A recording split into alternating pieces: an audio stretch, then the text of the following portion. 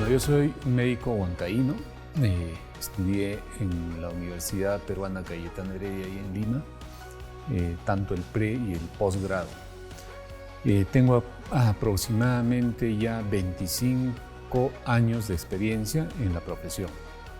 Y bueno, estamos desarrollando y soy cofundador de la ex clínica Cayetano Heredia. A mí me ha atraído la área médica desde muy pequeño. Recuerdo que mi primer congreso fue a través de un congreso internacional de medicina natural, cuando yo tenía 15 años. Eso se desarrolló allá en la ciudad de Lima. Recuerdo al doctor Carlos Casanova, todo relacionado a medicina natural. Pues ahí nació por la inquietud de querer ayudar a las personas, me conmovía el dolor sobre todo, y ahí nació muy tempranamente en mi persona, ¿no? Bueno, eso fue un sueño, ¿no? Una vez cuando ya se culminó el pregrado y posgrado, pues cuando uno culmina el posgrado tienes que tener una visión de futuro. Entonces yo ya estaba casado con Mariluz Salaña y decidimos pues emprender un proyecto. Lo quisimos hacer en la ciudad de Lima, pero gracias a que aquí en Huancayo somos conocidos y a nuestros padres que también son huancaínos, creo que nos ha permitido desarrollarnos mucho mejor en la ciudad de Huancayo, ¿no? Creíamos de que al venir a Huancayo sí pues íbamos a tener un éxito, una aprobación de la población, pero en esa época uno no lo ve de esa manera. Uno en la juventud lo ve de que tienes que desarrollarte, tienes que estar al servicio del paciente. Entonces yo particularmente no tenía una formación empresarial como ahora ya lo tengo. Esa visión realmente no estaba como ahora lo podríamos pensar, ¿no? Podría pensarse que el doctor Palacios atinó en desarrollar esta clínica, pero no fue así. Fue básicamente por un espíritu de vocación. En estos 20 años se avanzó bastante en todas las especialidades. No solamente fui promotor de lo que a Cayetano Heredia se le conocía como una unidad de materno-fetal o materno-infantil, sino que a todas las especialidades, ¿no? Yo me he preocupado en que todas las especialidades se desarrollen: cirugía, neurocirugía, pediatría, ¿no? Y sobre todo el equipamiento. Ahora tenemos en este poco tiempo un equipamiento de primera categoría. Creo que comparado ya con Lima, ¿no? Aquí tenemos equipos muy modernos.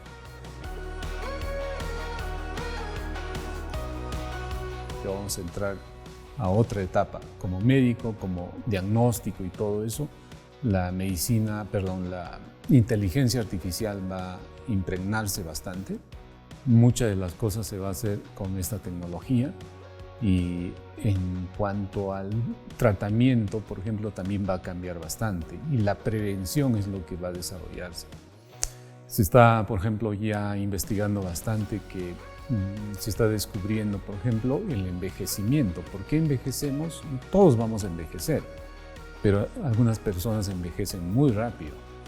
Entonces se está descubriendo que hay factores de inducción, factores de regulación de los genes, que se está controlando y se está estimulando eso, de tal manera que el envejecimiento probablemente va a ser un poco más lento en algunas personas, y en aquellos que ya han envejecido demasiado se va a poder tratar de rejuvenecer, ¿no? Y esa tecnología está de moda y creo que el futuro va ahí.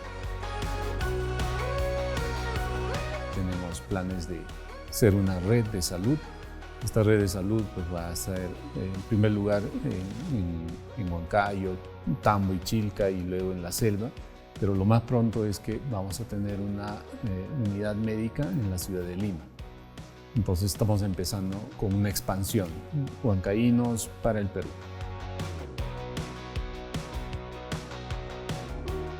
cánceres más frecuentes es mama y del cuello del útero. En Lima, el cáncer de mama es el más frecuente y a nivel del Perú, algunas regiones pues tienen más casos, proporcional a la población, pero me refiero que si se hace esa proporción, son más casos en algunas zonas donde la pobreza es la que reina, ¿no? Ejemplo, Huancavelica, Apurímac, ellos tienen el mayor número con respecto a la población. Ahora, si vamos solamente al cáncer ginecológico, esa cifra que nos has dado, eso es quizás a nivel regional de Junín.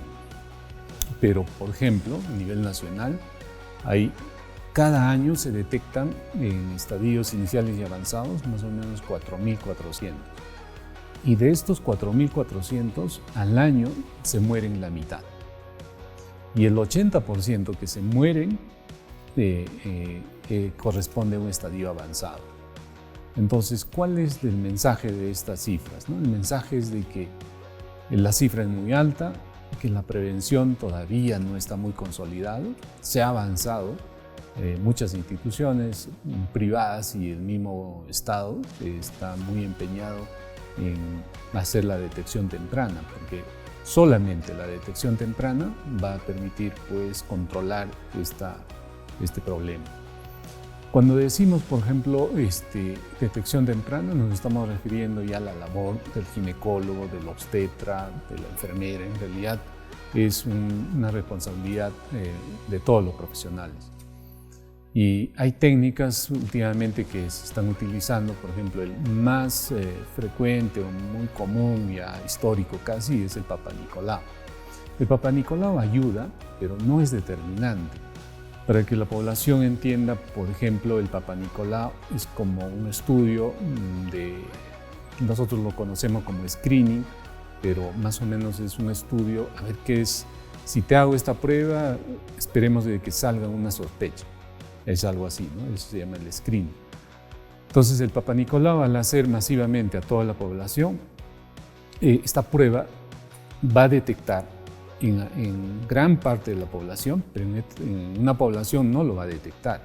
Es por eso que hay que utilizar otras herramientas. Actualmente, por ejemplo, el estudio del IVA es inspección visual al ácido acético.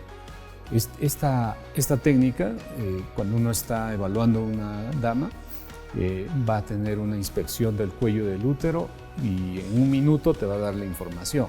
Se va a transformar una coloración blanquecina a nivel del cuello. Entonces, si aparece esa coloración blanquecina, se pone otras sustancias y uno puede hacer una biopsia localizada y enviar a que lo analicen.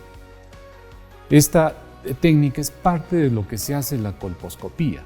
La colposcopía sí es un procedimiento un poco, no en todos los consultorios existe, pero esta prueba de IVA es parte de la colposcopía, es muy práctico, dura un minuto, su costo es muy bajo y te da mucha información. La mujer o la dama tiene problemas ginecológicos, ejemplo, flujo vaginal, infecciones, cáncer, etc. Para esos problemas se utiliza problemas ginecológicos. Pero cuando una dama viene gestando con amenaza de aborto, una gestación, ahí se utiliza el término de obstetricia. Entonces, ¿por qué? Porque viene inserto otro ser, que es el bebé. Entonces es mamá-bebé, entonces no es tan fácil el abordaje, tiene que ser más completo, ¿no? Cuidando a ambos seres. El chequeo ginecológico abarca todo ese espectro, ¿no?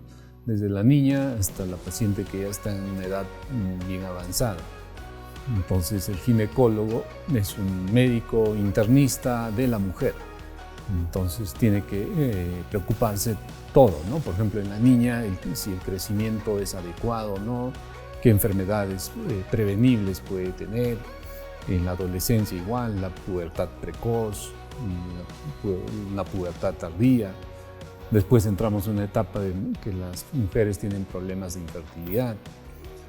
Luego viene el problema de cáncer cuando ya tienen entre 25 a 45 años, el cáncer del cuello del útero. Y el cáncer de mama, por ejemplo, se da con mayor frecuencia en pacientes de mayores de 50 años. La causa del cáncer, específicamente cervical, casi el 99% está implicado en un virus. El virus se llama el virus del papiloma humano. Este virus en realidad está en todo el mundo, la mayoría de las personas lo tiene, pero hay una clasificación por tipos. Entonces hay unos tipos que son tipos oncogénicos, y estos virus oncogénicos son los que producen cáncer cuando infecta al cuello del útero. En este caso ya está tipificado, hay más o menos entre 10 a 15 tipos oncogénicos, y es por eso que la vacunación ha tomado una importancia vital en la prevención del cáncer del cuello del útero. Actualmente el Ministerio de Salud, por ejemplo, hace una campaña masiva de vacunación a todas las niñas de 9 a 14 años. Entonces, en esa época se pone la vacuna. La vacuna es la tetravalente, así le llaman, es decir, cubre de esos tipos de virus que producen cáncer, cubren a los 4 primeros en la prevención. Es decir, es una vacuna que les va a prevenir. Si se infectan, les va a proteger. Entonces, para 4 tipos de ese tipo oncogénico. Entonces, son los tetravalentes. Es una sola dosis y listo. Antes eran doble dosis, ¿no? Por ejemplo, ahora 1 y en 3 meses el refuerzo.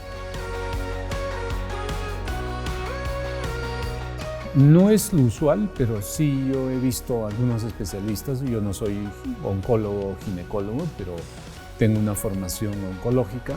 En el caso, por ejemplo, ¿no?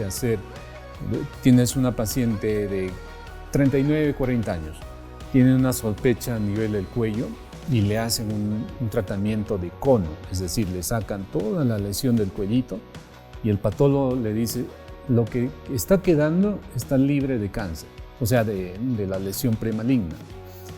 Cuando te dice el patólogo que está libre, sí, yo he visto oncólogos que le ponen vacuna preventiva. Pero eso también hay que ver, o sea, a los 40 años no tiene sentido ya conservar el útero. Si hay eso, cambia de conducta, ¿no? Pero en términos generales, sí. O sea, eso estrictamente, ¿la vacuna es para niñas? No. También se puede poner en cualquier etapa de la vida, pero siempre y cuando se demuestre con alguna de las pruebas, porque actualmente también hay pruebas que detectan puntualmente qué virus puede estar en el cuello. Casi el 100% es por contacto sexual, transmisión sexual. Y en ese caso tiene que también darse importancia al varón. ¿Por qué? Porque el cáncer del cuello del útero no es que exista el virus. Lo que pasa es que la señora, la dama, tiene asociado varios problemas. Por eso se llama qué factores de riesgo hace que una dama desarrolle cáncer. La gran mayoría de mujeres se infectan por este virus, pero se curan. Entonces el organismo lo controla en 1 año, año y medio y normal, no pasa nada. Pero ¿cuándo es problema? Cuando la señora empieza a decaer su inmunidad. Entonces, ¿por qué se decae la inmunidad? Podemos hablar, eso es un tema largo, pero... Y la otra es cuando la pareja está reinfectando siempre. Entonces, ¿qué es lo que pasa? Vamos a poner un ejemplo. Es una señora que es fiel a su esposo, pero el esposo no es fiel. Tiene una amiga, un amante, no sé, y todo lo que se pueden imaginar. Se contamina, viene a la casa, contagia a la señora. Entonces, si la señora tiene una buena inmunidad, lo va a controlar. Pero si no tiene, es decir, la señora tiene problemas, ejemplo, nutricional, es una paciente que está gordita. Todas las pacientes gorditas de alguna manera tienen un cuadro inflamatorio leve, pero su sistema inmunológico no está funcionando bien. Entonces va a tener mayor posibilidades que desarrolle un cáncer. Si está psicológicamente muy mal, emocionalmente muy mal, es decir, los pacientes, por ejemplo, con estilo de personalidad muy explosiva, nerviosa, o que tenga un problema no psiquiátrico, pero que tenga, por ejemplo, una depresión. Todas esas cosas, la inmunidad están disminuidas. Y si la inmunidad está disminuida, el cáncer se va a expresar. En el varón también es frecuente, pero no está llevado bien la estadística, pero el cáncer al pene, el cáncer no a la próstata, pero sí al pene, es muy frecuente, ¿no? Relacionado al virus del papiloma. Este término de la historia natural del cáncer es bien importante que la población lo conozca. No significa que hoy día, por ejemplo, una paciente tuvo relaciones con su compañero, su esposo, y el esposo está contaminado, va a infectarse el cuello del útero. No significa que mañana ya le va a dar el cáncer. Hay todo, más o menos se ha calculado, desde que se infecta hasta que desarrolla el cáncer, pasan entre 8 a 12 años. Entonces, pero si hoy se ha infectado, a los 6 meses va a dar una manifestación. Y cuando hacemos el Papa Nicolau o el programa del IVA, nosotros nos vamos a dar cuenta, ya se está poniendo como una lesión blanquecina a nivel del cuello. Eso se llama NIC1.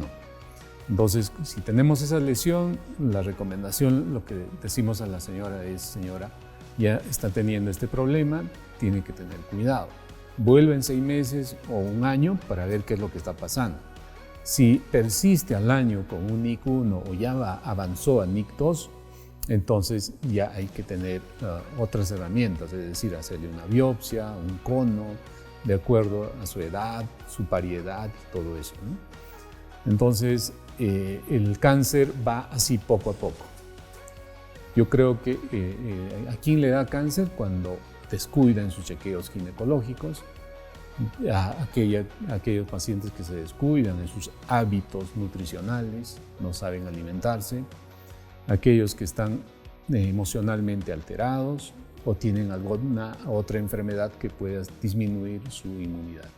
Entonces, la recomendación sería pues un chequeo adecuado, no solamente ginecológico, sino en general, un chequeo global, ¿no? No es que en nuestro organismo haya células cancerígenas. Lo que pasa es que las células naturales se pueden malignizar por un tema por ejemplo ahora, la genética, ¿no? Muchas de las personas genéticamente, algunas están con predisposición a desarrollar cáncer. ¿Por qué? Porque el papá, la mamá han desarrollado algún tipo de cáncer y algunos de los cánceres sí se relacionan como un factor genético hereditario, pero no todos. El cáncer realmente es un producto, una enfermedad de nuestra civilización. Siempre ha existido cáncer, pero ahora se toma mayor relevancia porque existe mayor contaminación, mayor productos transgénicos, la radiación, estos virus que no se están controlando bien, etc. Hay factores que alteran y tus células luego se van a expresar y te producen un cáncer. La automedicación está mal, ¿no? Es decir, si uno tiene que tomar un antibiótico, una hormona específica, tiene que ser por indicación necesariamente por un médico. Pero sin embargo, actualmente hay esta tendencia de los consejos que dan expertos que no necesariamente son médicos, ¿no? A veces son nutricionistas, los coach nutricionistas.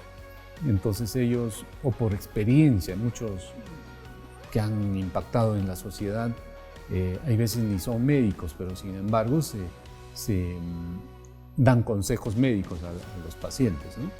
Mientras sean productos nutricionales, vitaminas, eso yo creo que no están haciendo daño, pero quizás daño económico sí lo van a hacer. Por ejemplo, yo estoy en contra de esto de que hay que prescribir, por ejemplo, los colágenos. Y muchas veces te venden unos colágenos en frascos que valen un montón, pero está demostrado que de nada sirve ingerir colágeno cuando en tu organismo ese colágeno se va a degradar y vas a absorber. Si tú no tienes un sistema intestinal, no lo vas a absorber y vas a perder dinero, ¿no? Entonces, la automedicación yo creo que está muy mal y eso ya depende de los médicos también. Tenemos todo un equipo de las subespecialidades. Quien les habla, por ejemplo, yo hago la parte de fertilidad, reproducción humana. Tenemos aquí a médicos dentro del área que hacen la medicina fetal, que se preocupan de la mamá y del bebé. Aquellos ginecólogos que hacen oncología, y así se va desarrollando. Actualmente yo me estoy preocupando de que mis colegas aquí que trabajan en la institución tengan una preparación en lo que ahorita se está llamando la medicina funcional. La medicina funcional, en México, acabo de tener un curso en México, por ejemplo, ¿qué es lo que está desarrollándose allá? La medicina, o en este caso, ginecología funcional. Entonces, eso es muy interesante porque pocos ginecólogos, por ejemplo, hacen el balance hormonal de sus pacientes. Pocos ginecólogos se preocupan en la nutrición de su paciente. Es la medicina del por qué. ¿Por qué se enferma el paciente? Entonces tú vas del por qué y por qué y eso te ayuda a hacer medicina preventiva. Entonces al final vas a encontrar, por ejemplo, lo que conversábamos, ¿no? ¿Por qué le da cáncer a una paciente? Porque se infecta del papiloma humano. Pero ¿por qué a esta paciente le da el papiloma? Ya expliqué, con la inmunidad y todos los factores. ¿Y por qué los factores son nocivos? Porque existe contaminación y tal. El uso del plástico en las bebidas. Ahí hay un contaminante que te bloquea, es un disruptor hormonal. Entonces una paciente que tiene la costumbre de utilizar plástico en bebidas, tecnopor, etc., se va a contaminar y a la larga va a tener problemas hormonales. Entonces uno tiene que diagnosticarlo tempranamente qué hormonas está fallando. Normalmente uno aconseja de que debería embarazarse hasta los 35 años. Y la edad más propicia es 28 a 32, pero algunas damas lo quieren prolongar hasta los 35. Pero actualmente la gran mayoría piensan de que van a estar muy bien en su parte reproductiva hasta los 40, 42 años. A los 40, 42 años, el 90% de todas las damas ya no pueden embarazarse. Entonces, ahí viene el problema. En la clínica de fertilidad y en nuestro servicio aquí también de la clínica, vemos que las pacientes, la gran mayoría, vienen a esa edad y dicen: doctor, ya quiero embarazarme, pero que no sé qué es lo que está pasando, no me estoy demorando en embarazarme. Y el 90% de estas pacientes que están en esta edad de 40 a 42 años tienen que hacer uso de tecnología más sofisticado, como por ejemplo la fecundación in vitro, que eso también lo estamos haciendo aquí en Huancayo, en la clínica. Entonces, la gran mayoría hace uso de eso, pero pocas de ellas con su propio óvulo. La gran mayoría recurren a la donación de óvulos. Entonces, teóricamente, la dama puede embarazarse hasta los 50 años. Yo he tenido una paciente de 50 años, pero con donación de óvulos. Tenemos un banco de gametos, se llama eso. El gameto es el óvulo y el espermatozoide. Entonces, tanto el espermatozoide como los óvulos se pueden conservar el tiempo que quieras. Yo a mi paciente, cuando hacen esa pregunta, les digo: ¿y qué tiempo puede estar? 100 años, le digo. 100 años, doctor, sí. Pero eso es cierto. O sea, el tiempo que tú quieras lo puedes preservar.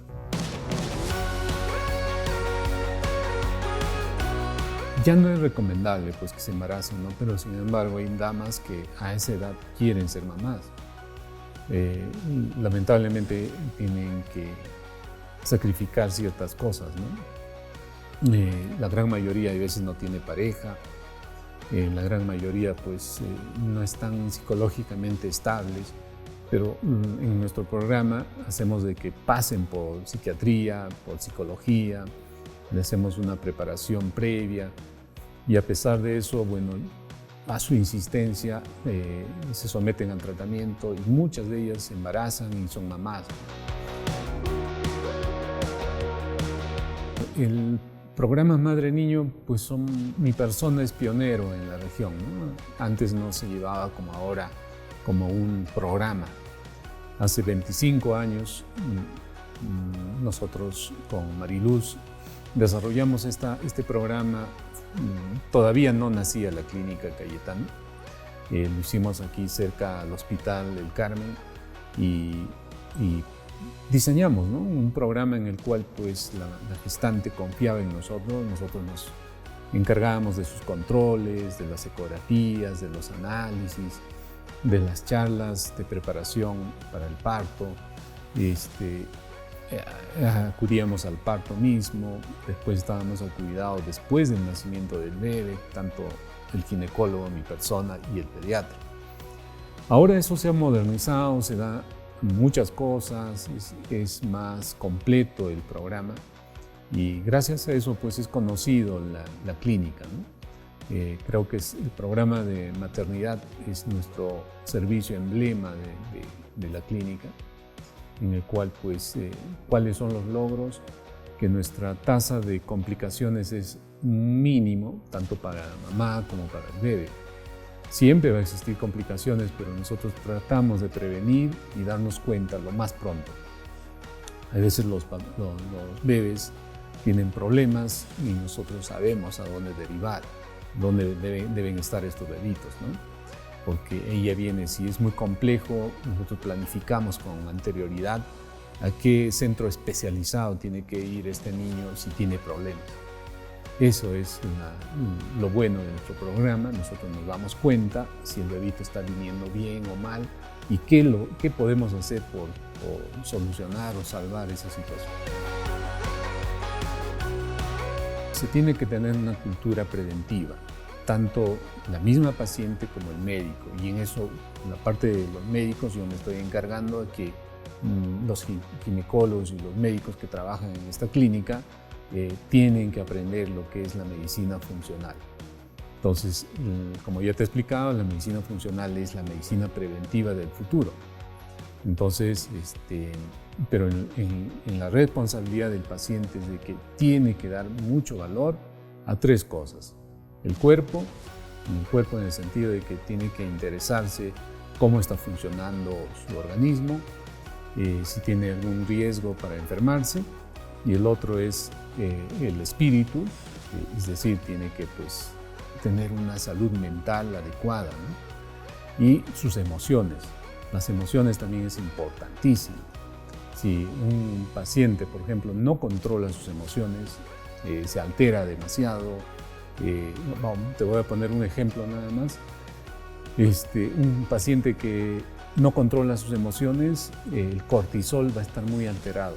Y el cortisol es una de las hormonas que altera tu organismo. ¿Por qué? Porque ese cortisol al elevarse va a decaer, por ejemplo, la testosterona de un varón, lo va a llevar al piso, entonces va a alterar muchas de sus funciones. Un varón que está muy alterado, es muy prepotente y todo, al final va a depletar la testosterona y eso le va a causar problemas serios, no solamente reproductivos, sino el corazón, por ejemplo, tiene muchos receptores para testosterona y si este varón no se alimenta bien, es gordito y todo, lo más probable es que se va a infartar. ¿Por qué? No, y ahí te das cuenta del por qué, ¿no? Porque no está manejando la parte emocional. Si ese varón tendría un comportamiento, manejaría bien sus emociones, lo más probable es que no va a depletar su testosterona y al final no se va a morir un infarto. En realidad es simple lo que te digo, pero ese es, por ejemplo, el camino natural por qué una persona se enferma.